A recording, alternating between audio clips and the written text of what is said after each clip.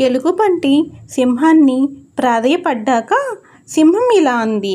ఎలుగుబంటి మామ, నేను వచ్చింది నీ సహాయం కోరడానికి. నువ్వు అన్నట్టు నువ్వు తొక్కిన నక్కతోహ మహిమో ఏమో నాకు తెలియదు.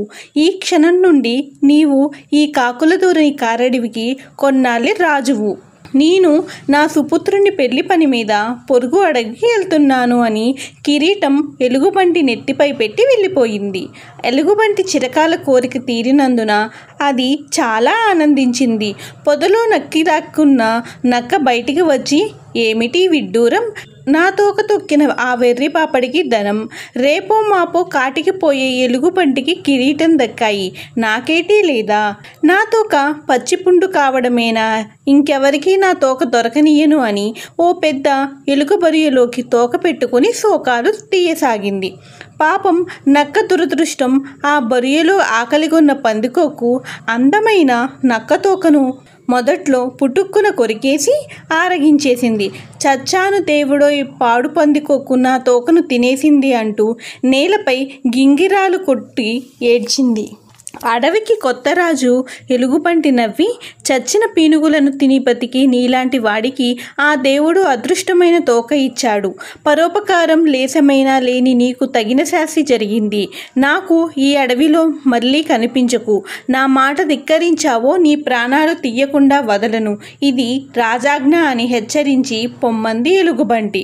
నక్క బిక్కచచ్చిపోయింది. వేదాంతిలా నవ్వుకుంది. ఎలుగుబంటి మామ, నా తోక దయవలన రాజయ్యి తొలిసారిగా నాకే శిక్ష విధించావా? కలియుగం కదా, యుగధర్మం అని తోకలేని నడుంతో భారంగా నడుచుకుంటూ వెళ్ళిపోగా, మరోవైపు ఎలుగుబంటి రాజదర్పంతో కాకుల ధోరణి కారడవిలోకి వెళ్ళిపోయింది. బతుకు జీవుడా అని నేను చెట్టు దిగి ఇంటి ముఖం పట్టాను. ఇది ప్రభు నాకు జరిగిన అడవి జంతువుల్లో వింతైన అనుభవం అని ముగించాడు. చెవులు రిక్కించి విన్న కవులు తెరలు తెరలుగా నవ్వారు. ఒకరిద్దరు పడిపడి నవ్వారు. రాయులు మాత్రం రామలింగడు ఏమనుకుంటాడోనని కనిపించకుండా నవ్వాడు.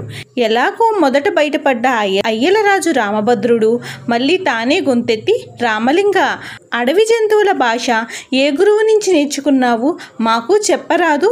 నీ వద్ద నక్కల భాష క్షుణ్ణంగా అభ్యసిస్తాం, లేదా నీ గురువు వద్ద నేర్చుకుంటాము. ఆయనెవరో చెప్పు అని ప్రాధేయపడ్డాడు. ఆ మాటలకి మరొకసారి అందరూ గుల్లున నవ్వారు. ఈసారి శ్రీకృష్ణ దేవరాయలు కూడా పెద్దగా నవ్వాడు.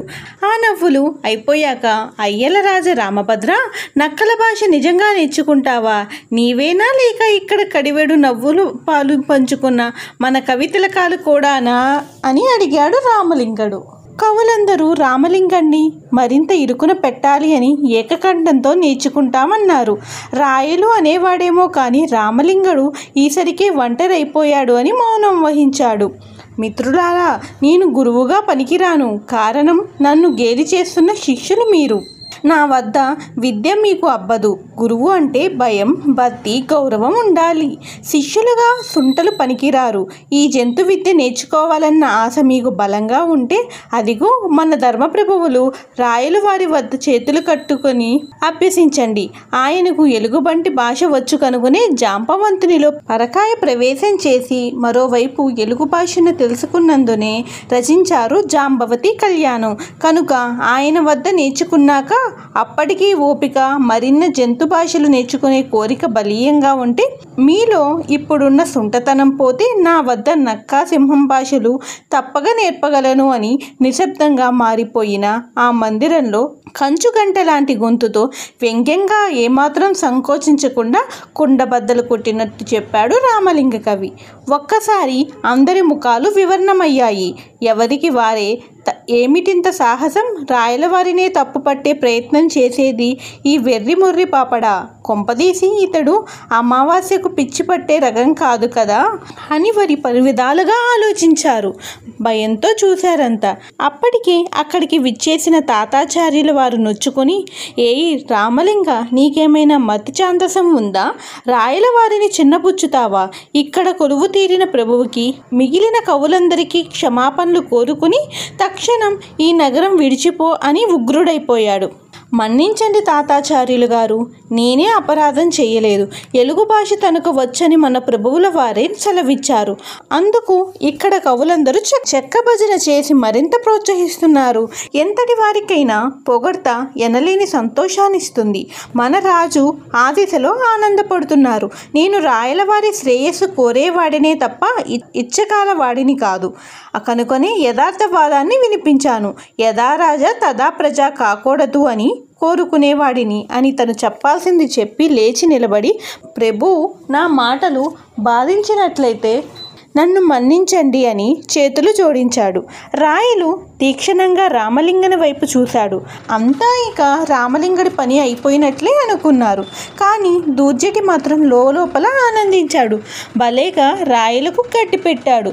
చక్రవర్తినన్న అహంతో తనకు ఎలుగు భాష వచ్చని పేలడం, అందుకు తామంతా దిక్కులు పిక్కటిల్లేలా వంతు పాడటం, బయటపడలేక తల అమ్ముకునే బతుకు అనుభవిస్తున్నాం. ధైర్యం అంటే రామలింగడిదేనని కవులందరూ రాయల వైపే చూశారు. ఎలాంటి శిక్ష వేస్తాడోనని ఊపిరి బిగబెట్టారు. బహుశా మరణదండన అని అనుకున్నారు. రాయలు లేచి రామలింగన వద్దకు వెళ్ళి, నువ్వు ధైర్యంగా నన్ను వేలెత్తి చూపావు. నిజమే, ఈరోజు నేను శృతిమించాను. ఆ కావ్యం రాశానన్న ఆనందంలో ఏమేమో అనేస్తూ నోరు జారాను. చక్రవర్తి తప్పుని దిద్దే సాహసం ఎవరూ సాహసించలేరు. నువ్వు అది అవలీలగా చేశావు. భయపడకుండా నీ వాదన వినిపించావు. జంతు భాషను నా వద్ద నేర్చుకోవాలా? గురుభక్తి లేని వారంతా వీరంతా, పైగా సుంటలా. ములుకుల్లాంటి నీ చమత్కార పలుకులు నా మనసున తొలుత కోపాన్ని పెంచిన తరువాత ఆనందాన్ని నింపాయి అని అభినందించాడు. అంతా నిండుగా నవ్వుకున్నారు. అలసాని పెద్దన, రామలింగ, ఎక్కడ రాజ ఆగ్రహానికి గురవుతావో అని భయపడ్డాను అని గట్టిగా కౌగిలించుకున్నాడు. క్షమించండి రామలింగ కవి, నేను తొలుత బాధ కలిగించేటట్టు ఏమేమో అనేశాను అని అయ్యలరాజు రామభద్రుడు రామలింగ కవి చేతులు పట్టుకున్నాడు.